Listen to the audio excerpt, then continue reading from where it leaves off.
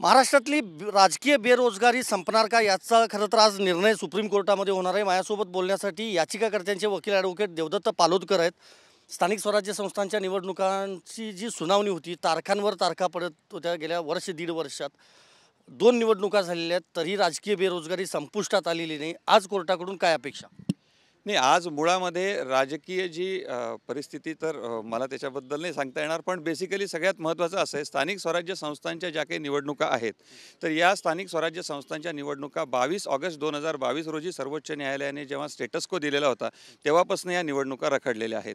वास्तविक पूर्वी असं झालं होतं की कोविडमुळे निवडणुका झाल्याने त्यानंतर ओबीसींचं जे राजकीय आरक्षण आहे स्थानिक स्वराज्य संस्थांच्या निवडणुकीतलं, त्याला सर्वोच्च न्यायालयाने स्थगिती दिली होती की ट्रिपल टेस्ट कंप्लाय झाली नाही म्हणून।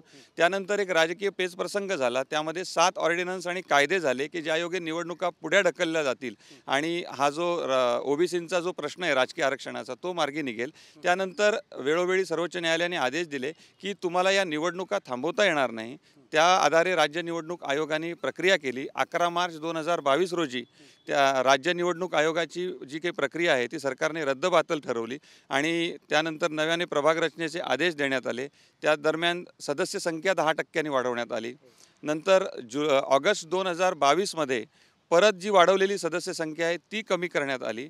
राज्य निवडणूक आयोगाने वाढवलेल्या सदस्य संख्यांच्या आधारे प्रभाग रचना केली। आता नव्याने जर समजा कमी झालेल्या प्रभाग रचनेच्या आधारे जर ही निवडणूक घ्यायची तर सगळी प्रक्रिया नव्याने करावी लागेल।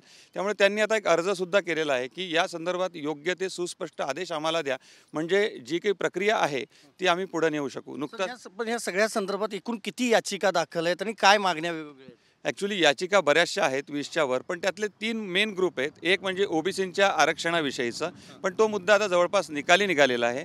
11 मार्चला जी राज्य निवडणूक आयोगाची प्रक्रिया जी प्रभाग रचनेची सगळी रद्द केली होती त्या संदर्भातला दुसरा ग्रुप आहे आणि तिसरा जो ग्रुप आहे तो आता 4 ऑगस्टला ज्यावेळी परत जी सदस्य संख्या कमी करून नव्याने सगळी प्रक्रिया करायचं जे राज्य सरकारने कायदे केले त्या संदर्भातला तिसरा ग्रुप आहे। हे 3 ग्रुप साधारणतः आहेत। काय वाटतं काय होईल? आज 23 क्रमांकाचं प्रकरण आहे।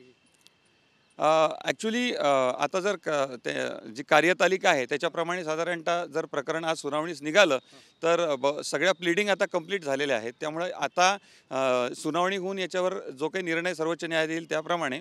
पण नुकतंच आपण जर पाहिलं तर पंजाबच्या निवडणुकांमध्ये सुद्धा अशाच प्रकारचा एक प्रश्न निर्माण झाला होता आणि पंजाब आणि हरियाणा हायकोर्टाने निर्णय दिला होता की प्रभाग रचना जी आहे त्याच्या आधारे तुम्हाला निवडणुका रखडवता येणार नाही आणि सर्वोच्च न्यायालयाने सुद्धा स्पष्ट केलं की तुम्हाला प्रभाग रचनेच्या आधारे अशा निवडणुका स्थगिती करता येणार नाही, थांबवता येणार नाही। आणि सर्वोच्च न्यायालयाने नुकतेच पंजाबच्या बाबतीमध्ये स्पष्ट आदेश देऊन आता त्या निवडणुका झालेल्या आहेत। पंजाबच्या बाबतीत आदेश दिलाय, बघावं लागेल आज महाराष्ट्राच्या बाबतीत सुप्रीम कोर्ट नेमकं काय निर्देश देतं ते। व्हिडिओ जर्नलिस्ट विनोद कुमारसह मी संदीप राजगोळकर, TV9 मराठी, नवी दिल्ली।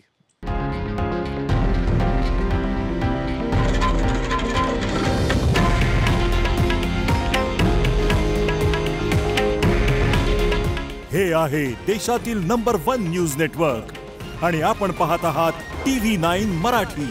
काळजी तुमची, हित महाराष्ट्राचं।